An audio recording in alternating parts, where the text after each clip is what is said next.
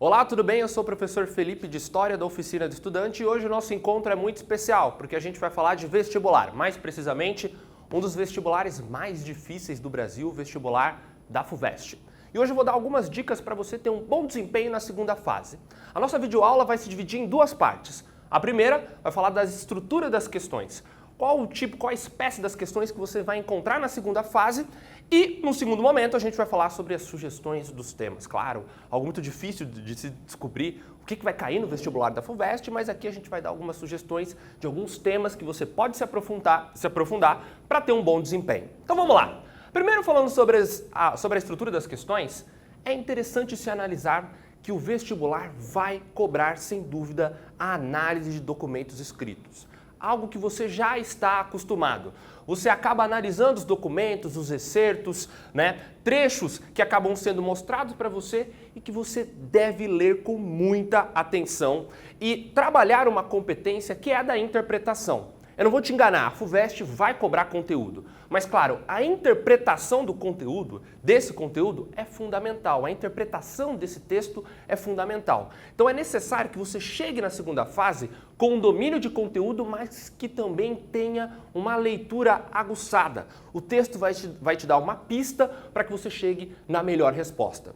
Mas não é apenas a análise de documentos escritos que é cobrada no vestibular. Nós temos também a interpretação de imagens. Cada vez mais o vestibular mostra algumas imagens para você e pede a interpretação, pede que você identifique o que se mostra nessas imagens. E isso não é tão fácil para os candidatos, porque geralmente é um costume de análise de textos escritos e as imagens acabam ficando em segundo plano.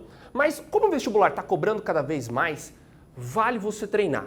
E eu sempre indico aos meus alunos adotar uma tática, um atalho para você ter um bom desempenho, que é primeiro você descrever o que você enxerga na imagem, escrever todos os elementos que você consegue encontrar e identificar para que depois você parta para a interpretação. Não se esqueça, é fundamental que você leia o rodapé. O rodapé pode te dar uma pista para que você encontre, para que você construa a melhor resposta.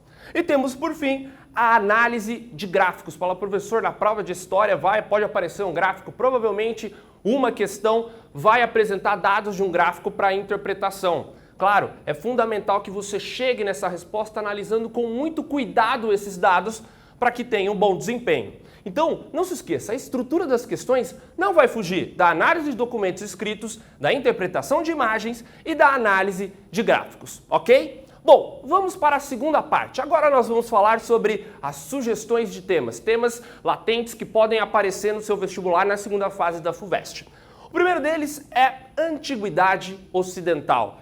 Sempre uma questão aparece a respeito de Roma ou de Grécia. A minha sugestão para esse ano é Roma. Por quê, professor? Porque nos últimos anos cada vez mais tem caído Grécia. Então acredito que o vestibular, para dar uma variada, para não ficar um pouco viciado, ele acabe perguntando a respeito de Roma. E vale você se atentar nos conflitos que existem durante todo o período republicano entre os patrícios e entre os plebeus. Não se esqueçam, os patrícios são os privilegiados, a aristocracia, e os plebeus, os trabalhadores. Há um conflito entre esses dois grupos porque os patrícios privilegiados, que participam diretamente da política e que também ficam com a maioria das propriedades, das terras conquistadas, não acabam entregando aos plebeus nem metade ou nem um pouco das terras que acabam sendo conquistadas. Então esses plebeus vão reivindicar melhores condições sociais e vão reivindicar também participação política. Então se atente nesse conflito entre patrícios e plebeus no período republicano, porque pode ser algo que apareça também no vestibular. Questões também que estão aparecendo com uma maior incidência são questões que tratam a respeito de gênero, principalmente que falam sobre a participação da mulher. A mulher como um agente ativo histórico que transforma a realidade em que ela está inserida em todos os momentos, seja na Antiguidade, seja na Idade Média, mas principalmente no mundo moderno e no mundo contemporâneo. Então, questões que tratam da participação política da mulher, a conquista dessa participação política principalmente, pode ser um tema que apareça no vestibular da FUVEST, vale a pena também você se aprofundar sobre esse assunto. Agora eu vou dar um pouco mais de atenção aqui, falando a respeito de história contemporânea. E por que eu vou fazer isso? Porque nos últimos anos tem sido cada vez mais comum aparecerem questões que se relacionam a esse período, o período que vai de 1789 até o período atual. E a história contemporânea, para vocês terem noção, nos últimos 5 anos, a incidência nos vestibulares tem sido de 40%. 40% das questões são de história contemporânea. Aí eu falo diretamente com você que tem um pouco mais de dificuldade com história, que não gosta tanto, que dá um pouco mais de prioridade às matérias exatas. Você que tem um pouco mais de dificuldade, não tem tanta facilidade assim com história e quer se focar num assunto, acho que vale a pena você que vai prestar FUVEST dar atenção à história contemporânea para você conquistar pontos valiosos que vão, resultar na sua aprovação. Bom, quais são os temas que podem aparecer a respeito de história contemporânea? Claro, uma sugestão, não dá para a gente falar de tudo, mas alguns temas que você pode se aprofundar. O primeiro deles é a crise de 29, lá nos Estados Unidos, 1929, quebra da Bolsa de Nova York. Não se esqueça, após a Primeira Guerra Mundial, os Estados Unidos acabam saindo como grandes vencedores, como vitoriosos, e tem uma aceleração absolutamente astronômica na sua economia. Isso faz com que, na década seguinte, exista a superprodução, mas que com a recuperação dos países europeus é aliado a um subconsumo. Então eu produzo muito e não tenho o consumo suficiente. Tenho junto a isso a especulação financeira. Esses fatores aliados levam em 1929 a quebra da Bolsa de Nova York, tudo isso um efeito dominó que vai repercutir em todos os continentes e vai, de alguma maneira, gerar uma crise econômica, uma recessão que vai acabar aplacando muitos países do mundo. E está diretamente relacionada à crise de 29 a ascensão dos governos totalitários, dos estados totalitários, principalmente o nazismo. Com a crise econômica e crise política que muitos países europeus vivem, encontra-se como uma solução, como uma opção ideológica, o governo autoritário, como, por exemplo, o nazismo, que vai surgir em 1919, no partido fundado pelo Hitler, mas que vai chegar ao poder em 1933.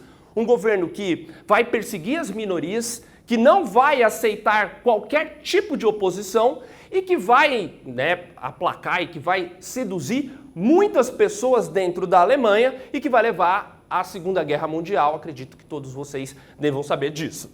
Outro tema é a respeito da Guerra Fria. Você sabe, o conflito entre as duas principais superpotências, Estados Unidos, capitalista, e União Soviética, socialista. A Guerra Fria nada mais foi do que um conflito político, um conflito ideológico, armamentista e também espacial entre essas duas superpotências. Uma concorrência também que variava a respeito da propaganda e que tentava inserir o maior número de países para o seu espectro ideológico.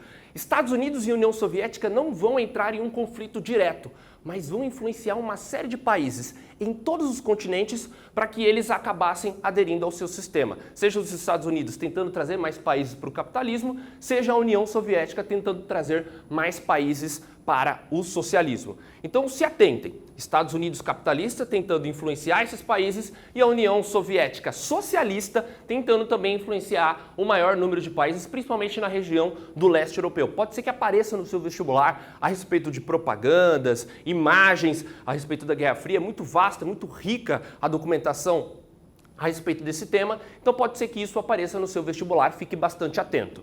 Outro tema também, e para finalizar, é a descolonização da Ásia e também da África. É um processo também que vai acontecer pós-Segunda Guerra Mundial. A maioria dos países da Ásia e da África eram colonizados ou pela Inglaterra ou pela França, países que ficaram desestruturados, desorganizados administrativamente e que facilitaram a libertação desses países que estavam sendo colonizados, alguns deles desde o século XIX. E também o sentimento nacionalista, tudo isso vai contribuir para esse processo. Mas é interessante a gente analisar que no processo de descolonização da África e da Ásia, nós temos a influência do processo anterior, da Guerra Fria. Tanto a União Soviética quanto os Estados Unidos vão tentar influenciar esses países recém-independentes e vão participar de conflitos muito marcantes, como, por exemplo, a Guerra do Vietnã, em que os Estados Unidos mandam milhares de soldados para tentar evitar que o Vietnã se tornasse um país socialista, ou mesmo as guerras civis que acontecem no continente africano.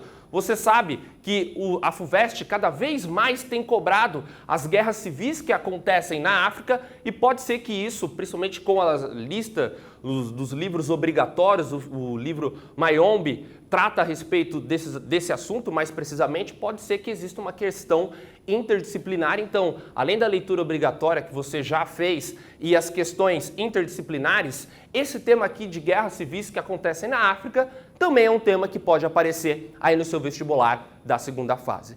Fique atento, estude bastante, leia os conteúdos que eu indiquei, não só eles, mas todos os que você conseguir, para que tenha um bom desempenho na segunda fase do vestibular da FUVEST, para que você seja aprovado e para que todos nós possamos comemorar juntos.